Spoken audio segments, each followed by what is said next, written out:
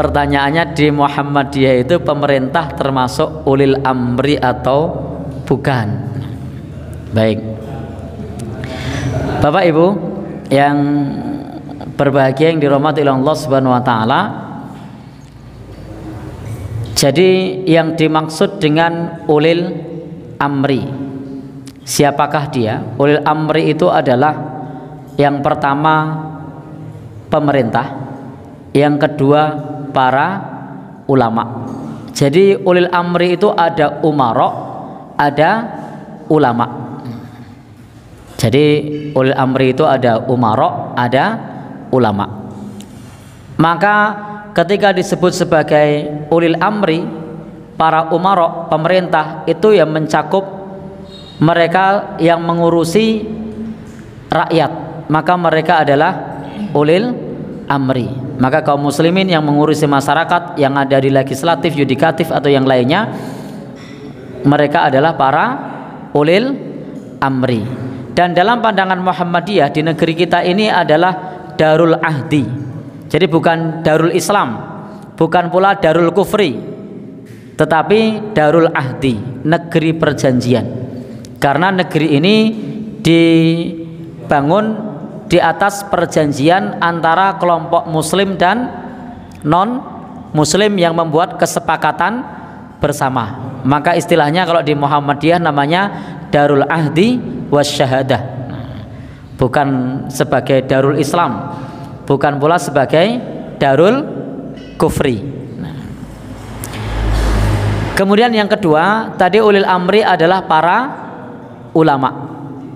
Jadi ada umara, ada ulama. Maka tidak setiap keputusan umara di negara demokrasi, tidak setiap keputusan umara adalah representasi dari keputusan ulama.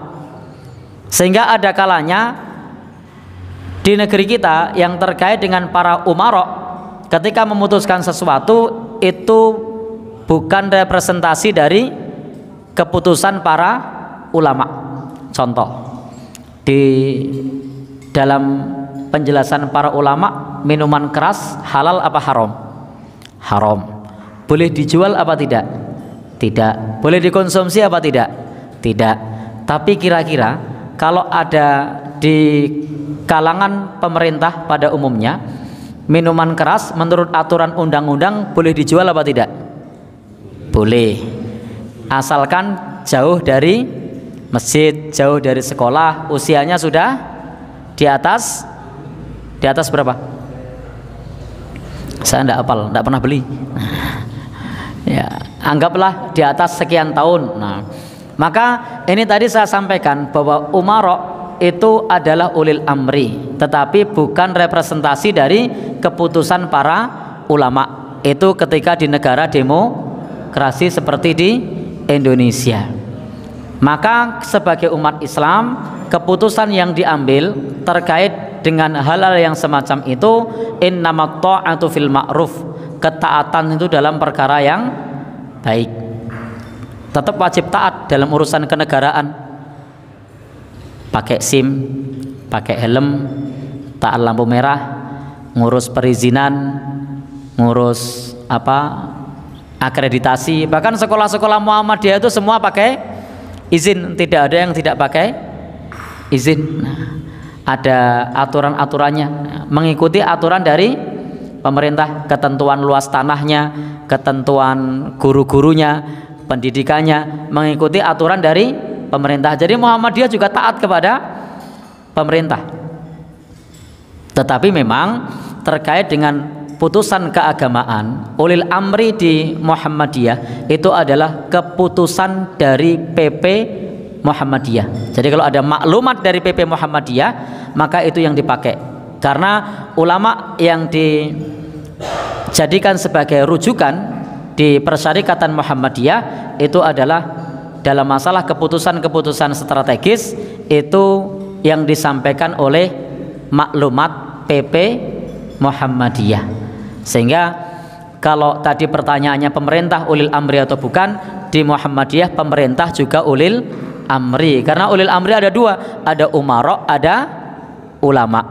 Jadi ada umara, ada ulama. Dan tidak setiap keputusan umara di negeri kita, di negara demokrasi, itu sejalan dengan keputusan ulama. Karena itu di dalam keputusan-keputusan agama yang strategis di Muhammadiyah yang dijadikan acuan adalah para ulama yang ada di persyarikatan mengacu pada maklumat PP Muhammadiyah. Karena yang namanya ulil amri itu ada umara, ada ulama. Maka dalam keputusan-keputusan yang terkait dengan maslahat hajat hidup orang banyak, yang terkait dengan kenegaraan, yang terkait dengan administrasi dan lain-lain, maka Muhammadiyah tunduk dan patuh kepada pemerintah yang sah.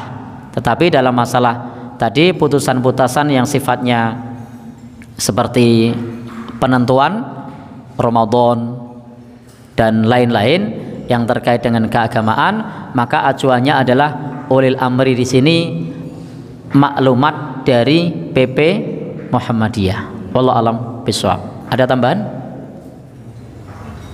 Pak Izudi ada tambahan? Mungkin jawaban saya agak ada yang perlu dikoreksi.